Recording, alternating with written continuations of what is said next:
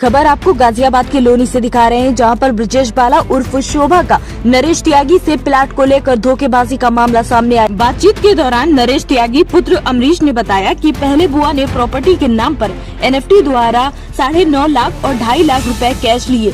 महीनों पेपर के नाम पर टाल मटोल करती रही। अमरीश ने रिश्तों की कद्र की, लेकिन 7 साल बाद परेशान होकर नरेश त्यागी व पुत्र ने प्लाट पर ताला लगा दिया, जिसे दिनांक 19 मई 2025 समय दोपहर 1:30 पर ब्रजेश ने पुलिस व अज्ञात कुछ लोगों को बुलाकर धोखे से ताला तोड़ दिया। वहीं जब मकान में रह रहे किराएदारों से बात की गई तो किराएदार ने बताया कि पहले किराया नरेश त्यागी के भाई दिनेश उर्फ मल्लू को दिया जाता था। फिर दिनेश की मृत्यु के बाद ब्रजेश बाला किराया लेने लगी। अमरीश लगातार पेपर के लिए मकान पर आता और ब्रजेश से बात करने की कोशिश करता, लेकिन ब्रजेश अपने भाई नरेश से बात नहीं करती और न ही उनका फोन उठाया करती थी। देखिए ये रिपोर्ट। भैया क्या नाम है आपका? अमरीश त्यागी नाम है जी मेरा। मैं बलराम नगर रहता हूँ, वार्ड नंबर 7 में। भैया क्या प्रकरण है आपके प्लॉट का, जानकारी दीजिए। ये प्लॉट मेरी बुआ का था। मेरे चाचा ने लिया था। 9 लाख NFT के गए थे, 9,60,000 रुपए और 2.5 लाख रुपए कैश जा रहा है। ये मेरे फादर है, पिताजी। मेरे बाबा के थ्रू NFT गांव से कराई गई थी, सिंडिकेट बैंक से, इनके डाक खाने में। ये था। तो अब क्या मामला है? अब क्या मामला ये है कि इसने पिछले 7 साल से आई नहीं है। मैंने 8 दिन पहले इस मकान में ताला लगा दिया था। ये 8 दिन तक कोई भी नहीं आया इनके परिवार में से। आने के बाद ये सीधे आज जाती चौकी में, एक दरोगा जी थे, एक सिपाही थे, उनको लाके अज्ञात लोगों से ताला तोड़वाया गया पुलिस के सामने।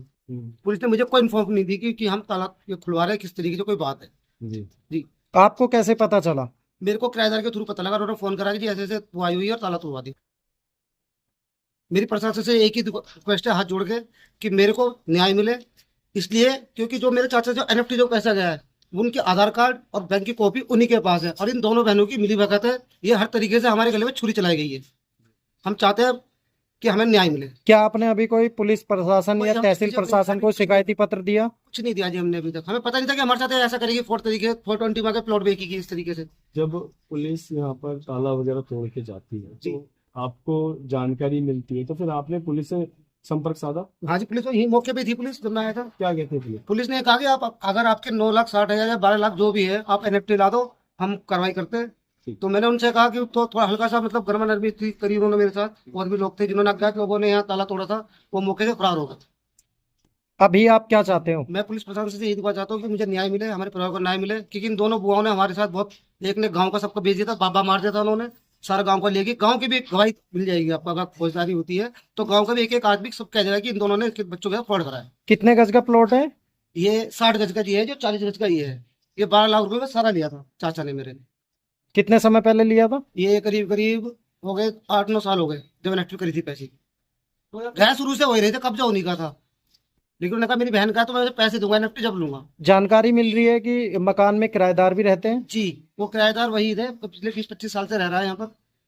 तो किराएदार किराया किसको देते थे? पहले मेरे जब चाचा जिंदा था तो 2 साल तो उसे दिया था। उसके बाद ब्रजेश लेती थी जबरदस्ती, डरा धमका के कि तू उन्हें कैसे देगा किराया, किराया तो हम लेंगे। हमने कभी मोल नहीं कहा। मेरे पिताजी बहुत सीधे, उन्होंने कहा चलो कोई बात नहीं, लोन ला रही है, हमारे साथ गलत नहीं करने की। लेकिन उन्होंने तो हमारे पिताजी के साथ बिल्कुल ही हमें मार दिया जान से, इन्होंने तरीके से। अगर प्रशासन आपकी सुनवाई नहीं करता तब आपका अगला कदम क्या होगा? अगला कदम सीधे मैं योगी जी के नकला हो जाऊंगा। उनसे अपने आग्रह साथ रखूंगा कि पुलिस प्रशासन हमारी सुन नहीं रही है, हमारी कार्रवाई हमारे साथ सख्त कार्रवाई ब्रजेश के साथ हो। क्या नाम है आपका? वाहिद भाई, क्या मामला है इस प्रॉपर्टी पे? अमरीश और ब्रजेश दोनों ही पक्ष अपना हक जता रहे हैं। इनके चाचा का प्लॉट था, उनके चाचा ने पैसे रखे ब्रिजेश वाला को। जी जमीन बिकी थी इसकी, बैंक के द्वारा ट्रांसफर हुआ पैसे। जी जो उसके 2 साल तक हमने बना उससे किराया दिया। जी उसके बाद किराया ब्रिजेश वाला ने लिया हमारे से, और पिछले 6-7 साल से मैं उसी चक्कर काट रहा है कि अब उनसे बात करा हमारी। उसके कितनी बार हमने कहा 6-7 साल पहले भाई हम जिससे बात कर लें, हमारी बात पे कोई गौर नहीं करता। अच्छा, इसमें जो पहले इस मकान का मालिक था जिसको आप किराया वगैरह भी देते थे, उसकी मृत्यु भी बताई जा रही है कि कुछ नशे की वजह से हुई थी। ऐसी थी, और संतर में दारू पेटी आती थी उसके लिए, एक वेस्ट की पेटी आती थी, वही ब्रिजेश वाला दिलवाती। अच्छा, किसके द्वारा? ब्रिजेश दिलवाती थी। ब्रजेश कौन है? जिसको उनकी भैया लगा था उसका। अच्छा, तो वो दिलवाती थी। हाँ। फिर मृत्यु कैसे हुई उसकी? फिर ऐसे हुई थे, वहाँ पे 1-2 बार मार ले गई, क्या नाम है, नक्सामती के अंदर में। उसके बाद जैसे वहाँ से आया, 2-4 बार दवाई लिवाई, तीसरे दिन उसको दवाई में रिएक्शन करी, उसे होने लगने, मुझसे कहने लगा भाई दवाई तबियत खराब हो रही। मैंने बीजेस को फोन करा, बीजेस ये कहने लगी भैया कोई बात नहीं, भाई नशे की वजह से हो गई होगी। सुबह जब देखा वो खून की उल्टी मर खून की उल्टी हुई गया।